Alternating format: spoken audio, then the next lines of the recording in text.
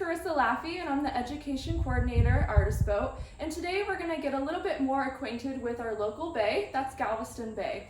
And before we can do that, I want us to look at our map here and kind of get ourselves situated. Where is Galveston Bay located? So it's located right here, and it's kind of nestled between the Gulf of Mexico and Houston. Some of the other major features that happen around Galveston Bay are the Trinity and the San Jacinto River, which both bring fresh water to Galveston Bay. And of course, the Gulf of Mexico brings salt water to the bay. Some of the reasons why the bay is important is a lot of people come here to spend money, for tourist activities, to do water sports like surfing and swimming. They also might come to the bay to go fishing. And that brings us to our next point. Galveston Bay is a really important habitat for animals. So fish and dolphins and marine birds as well, all of them call Galveston Bay their home and can use it as their habitat. Another reason why Galveston Bay is important is for imports and exports. So Galveston Bay actually had to be dredged out deeper so that large ships could bring goods from all over the world and can also export goods. And one of the biggest exports in this area is petroleum products. Now we're going to talk about watersheds. A watershed is a geographic area where all of the water drains into one large body of water. And today, that large body of water that we're talking about is Galveston Bay, which is located all the way down here. Galveston Bay's watershed is about 24,000 square miles large, and you can see on the small map here about how much of Texas that it takes up. And it extends all the way up into Dallas. That means that all of the storm drains and creeks and rivers that are connected, they will eventually carry water all the way down to Galveston Bay, which is kind of cool, but there's some negative impacts that can have. Let's say, for instance, that somebody in Dallas happened to drop a piece of trash on the ground. That piece of trash could eventually end up in Galveston Bay. And that would be because maybe a rainstorm washes that piece of trash into a storm drain, which is connected to a creek, connected to the Trinity River, and it would travel all the way down to the bay. Which means if you see a piece of trash in Galveston Bay, you can't really tell where that piece of trash came from.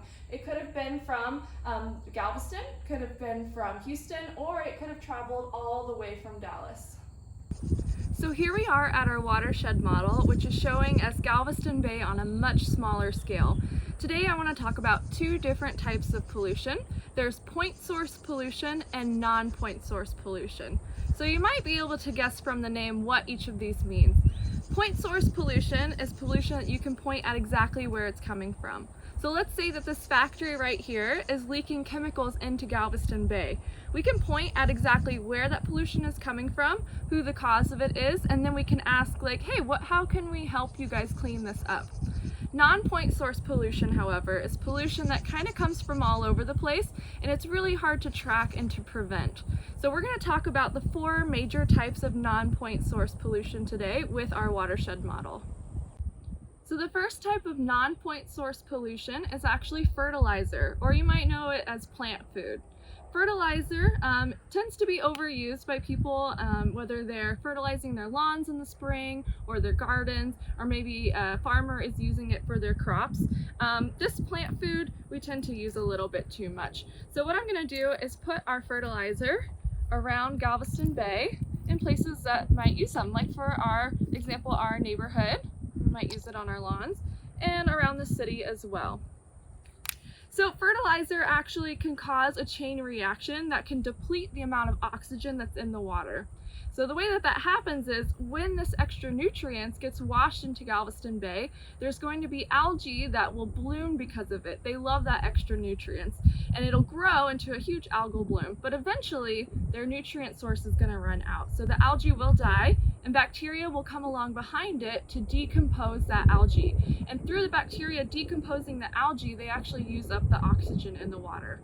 And of course we know that oxygen is important for the marine animals that live in Galveston Bay. They need oxygen in the water to breathe. Like fish, they take in oxygen through their gills, right? So oxygen is really important. An area where there's not enough oxygen to support life is called a dead zone.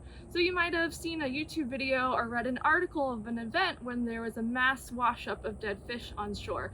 And one of the reasons that this can happen is because of a dead zone, when fish can't get out fast enough and get away from an area where there's not enough oxygen to support them.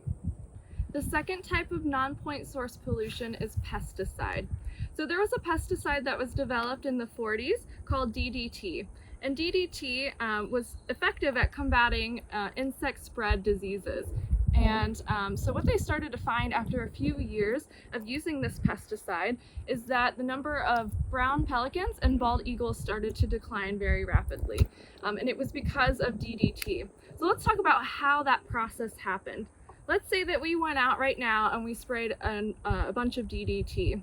The mosquitoes that we're spraying for are not going to die right away. They'll keep on living for a little while longer. That could be a problem because an animal like a frog might come along and eat the mosquito. Now, frogs are not satisfied with just eating one mosquito. Let's say that frog ate 10 mosquitoes. Now that frog has 10 drops of that pesticide in its gut because each of those mosquitoes had a drop of DDT. Now that's not going to stop right there. The frog will keep on living for a little while longer. And let's say that a snake comes along, and a snake is not just going to eat one frog, a snake might eat 10 frogs. So if that snake eats 10 frogs, and each of those 10 frogs had 10 mosquitoes, that snake would have now 10 drops of DDT in its system. And even still, that might not be enough to kill the snake. Let's say the snake keeps on living, and a hawk comes along. And a hawk is not just going to eat one snake in its lifetime. Let's say that the hawk eats 10 snakes. That means that there are 1,000 drops of DDT within that hawk system. So that was what was happening with DDT. It was kind of accumulating more and more as it was moving up the food chain. And in the case of brown pelicans and bald eagles, it wasn't actually killing them outright, it was affecting their offspring. So what was happening when these mother birds were laying their eggs were very, very brittle because of the DDT in their system. And mother birds, as we know, they like to protect their eggs, cup it with their feet, and sit on them. So underneath that pressure, their eggs were cracking.